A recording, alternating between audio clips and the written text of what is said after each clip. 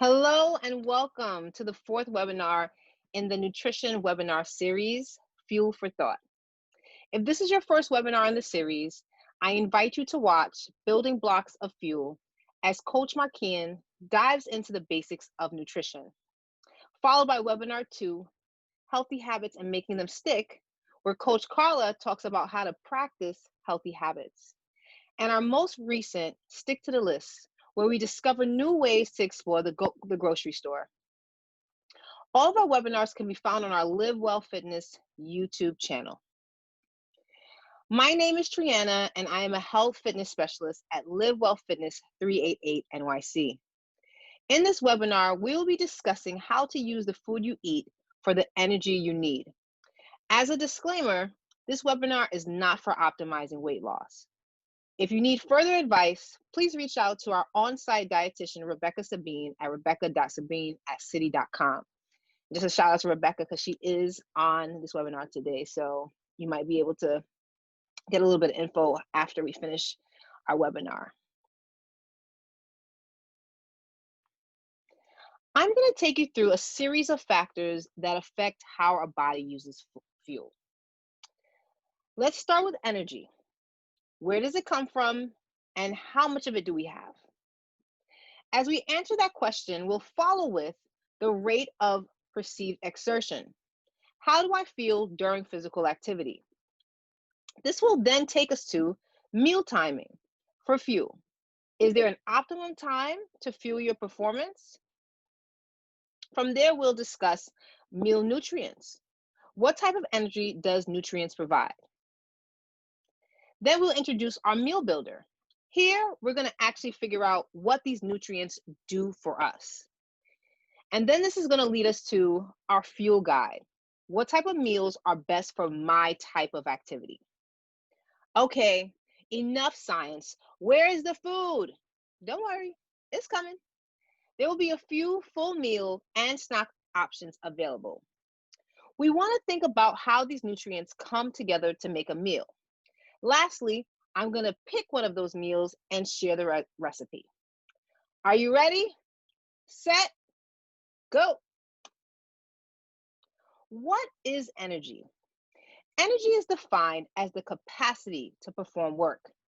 And it is incapable of being created or destroyed and can only change from one form to another. Energy is balance. The purpose of this webinar is to expand our understanding of how we balance our energy. As we output energy, it needs to be replenished. The nutrients in food are converted into energy, and we are constantly using it. Our day-to-day performance can be used as a marker to determine if our energy is properly balanced. As we dive in today, think about your last walk or run. How did you feel before you started, and how did you feel once completed? Think about how long you were able to hold a plank. Our bodies are always communicating to us, and we have the choice to listen. Your level of activity will determine how much fuel you need. The question then is, what is your level of activity?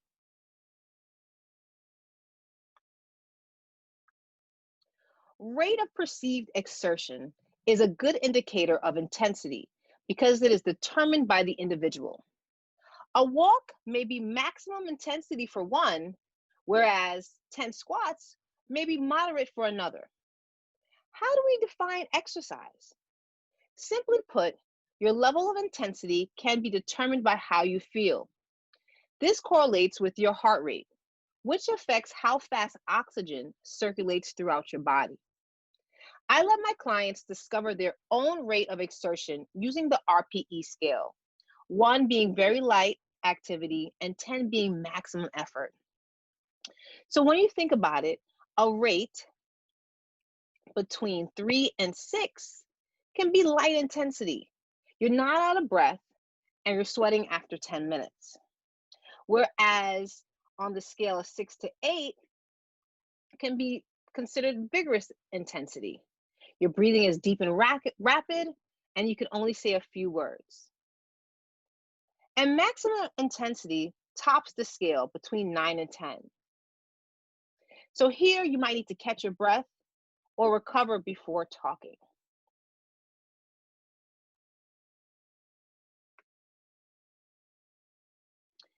Now, generally, eating every 2 hours and at least 60 minutes upon waking up will give you the boost your metabolism needs.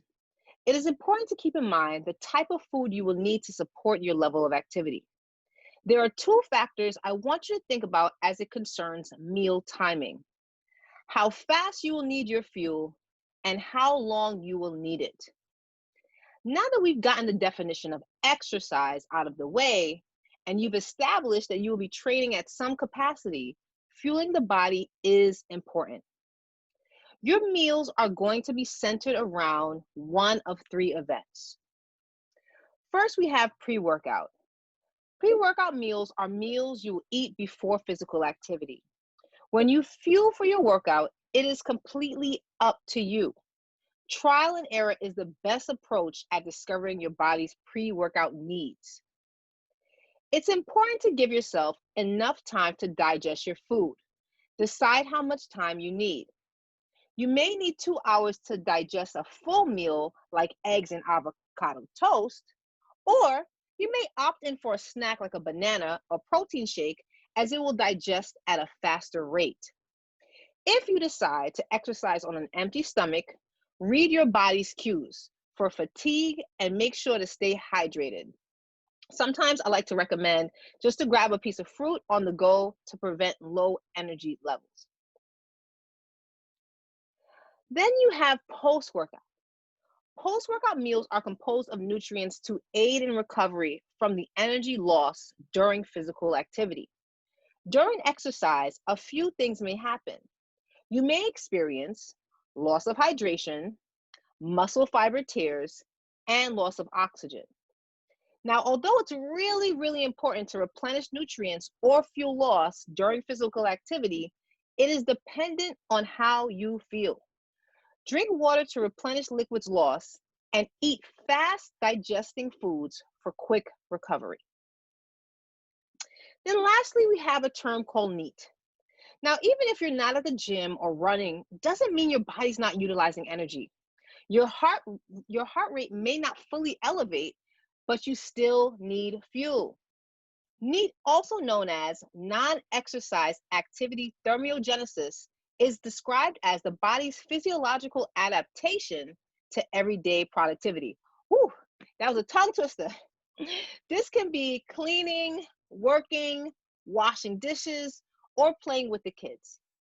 These meals are designed to sustain energy throughout a busy day. Focus on well-balanced meals full of nutrients for sustaining energy. Again, drinking plenty of water during physical activity is essential.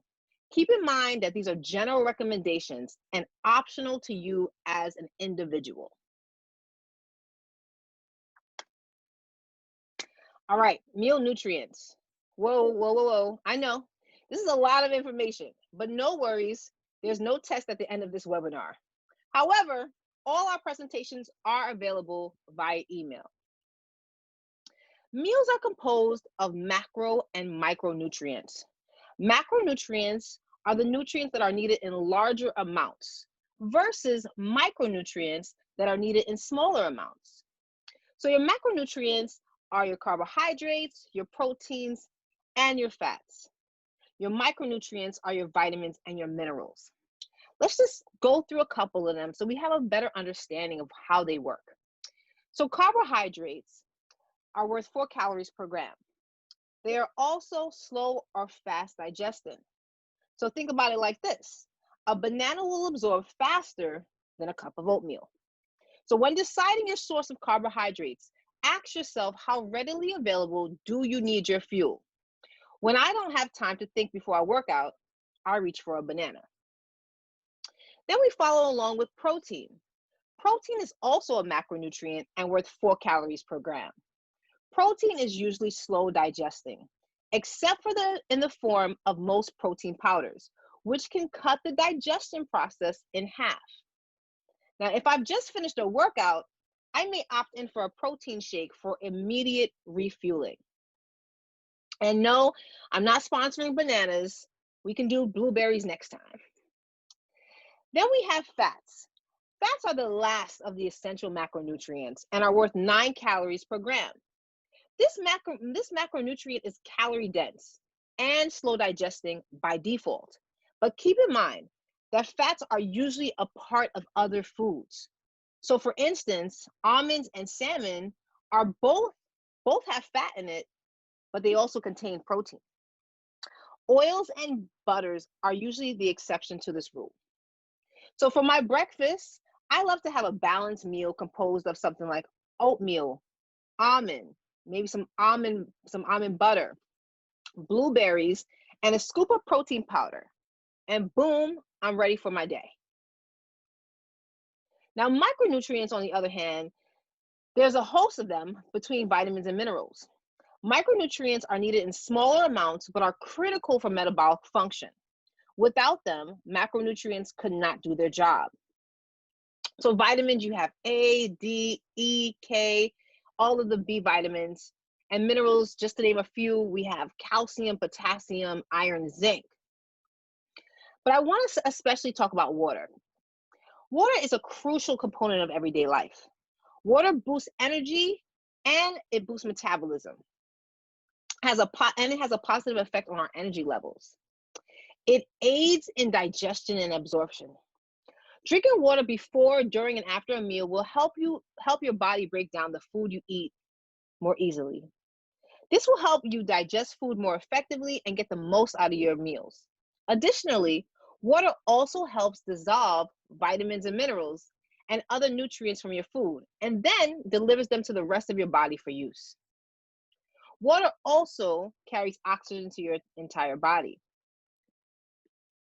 And finally, think about it like this: it helps excrete waste. So you drink water, you exercise, and you sweat. It's a beautiful symphony. Now, I can go on, but I want to keep you guys until the end of this webinar. Now, if you want to geek out into nutrition science, I highly recommend watching the first webinar in the series, The Building Blocks of Human Fuel, led by Coach Markian. So this is our meal builder. Now, if you guys want to tap into the meal builder, you can go to our Journey website. You can register there, or if you're already a member, this is accessible. We'll link it in the chat box. The meal builder is a guide that helps us understand what the foods we eat do for us. Let's take a look into the foods we eat, starting with fuel. So here we fuel with carbs. Keep in mind that carbohydrates are the body's first source of energy. In its simplest form, glucose absorbs in the body at a faster rate than the other two macronutrients. So when it comes to activity, ask yourself how quickly you need fuel to perform. Carbohydrates also facilitate other metabolic processes in the body that include recovery. So adding them around your meals may be beneficial. Then we build with proteins. Proteins are the building blocks of muscle and are used at every level of physiology. When we think about the word build, think of structure. As it pertains to movement, protein maintains muscle and it repairs muscles that have been torn. This is especially true in strength adaptations. In order for you to become stronger, new muscle fibers are torn and repaired. So proteins are essential in recovery. Then we follow along with fats. Now, exercise, believe it or not, is a stressor on the body. To counteract that effect, providing the body with fats will allow the immune system to respond accordingly, especially in the recovery stage. Fun fact, fats are also a major source of energy. Fats take longer to digest and absorb, but they provide the body with the longest amount of energy. And last, but most and definitely not least, we prevent with vegetables. And I'm going to add fruits on top of that. Now, these are your micronutrients. Although they are needed in small quantities, keep in mind they carry a significantly less amount of calories, a lot of water and fiber that will keep you fuller longer. They should occupy at least half of your plate or your meal.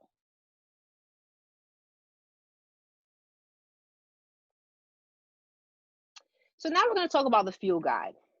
Now, this is a simple guide that shows you how different types of exercise can be fueled. We'll start with strength and conditioning. So imagine doing 3 sets of 12 on the leg press machine. Usually, conditioning type exercises last up to an hour. Give yourself enough fuel to get through an hour's workout. Now, hydration, super important. You want to drink 4 to 6 gulps of water throughout that hour. Next, you have high intensity. Now, this can be a 30-minute boot camp or an interval style class. Fuel will be needed at a faster rate. A snack gives you a surge of energy and may help this type of activity. Now, when it comes to hydration, you want to hydrate with 7 to 10 ounces of water before the workout. Then we have endurance. Let's visit the elliptical machine. Now here you're at a 3 to 6 on that rate of perceived exertion. You're enjoying your workout, talking on the phone with your sister. Have yourself a balanced meal before and during the workout every 10 to 15 minutes. Now that we know what activity we are fueling, let's take a look at our meal builder again. Now, as a reminder, this meal builder is on Journey website and I will provide it in the chat. So going through the meal builder, you'll see there are a few examples of each. You can choose one from each category to create your meal. Your level of activity will determine how much of it you need. So now we're going back to fueling with carbs. Take, for example, quinoa. Now it has carbs and protein, or brown rice, which contains fiber. So both of these are going to digest at a slower rate in comparison to pasta or bread, which may absorb at a faster rate. Now, maybe it's best we pair the quinoa with fish and broccoli for a full meal, or we can pair pasta with ground turkey for optimum recovery. The possibilities are endless. Make sure to find a way to make your meals work for you. Play with it.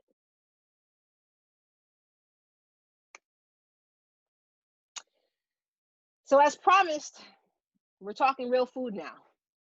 Here are a few examples of how to prepare full meals. So meal option 1. Now I titled it slow digesting, right? So here, this is great before that elliptical workout. It carries essential nutrients and keeps you going. So you have your protein, you have your micronutrients full of vitamins and minerals, and you have your fats. Great for recovery and great for long-lasting energy. Meal option 2, fuel equipped. Here you want to hit the ground running with this protein and carb packed meal. Egg whites with the oatmeal with protein powder make for a mean combo of power. And then we have our meal option 3, sustained energy. Here we have salmon, cauliflower, and onions. So we know salmon has protein and it has fats. Along with cauliflower, you're going to get some carbohydrates in there and fiber. And onions are great for your digestive system and carry tons of vitamins and minerals. So this type of meal is going to have you sustained throughout the day. I know my slides want to go a little faster than me, but we're back here again. So next we have in between meals or snacks. Sometimes we don't want to think about anything. We don't want to cook and we're on the go. In between meals or snacks are small, but they pack a mighty punch.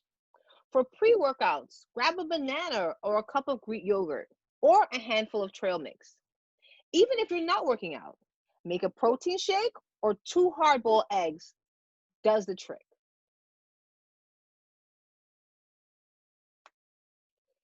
It's recipe time.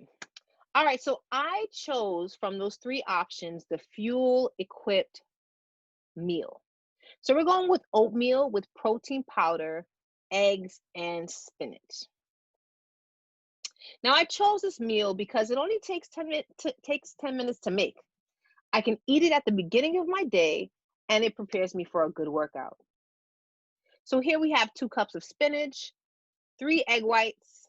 Now I get my egg whites from the grocery store in a carton. It just makes it even easier, so I don't have to separate an egg from an egg yolk or anything like that.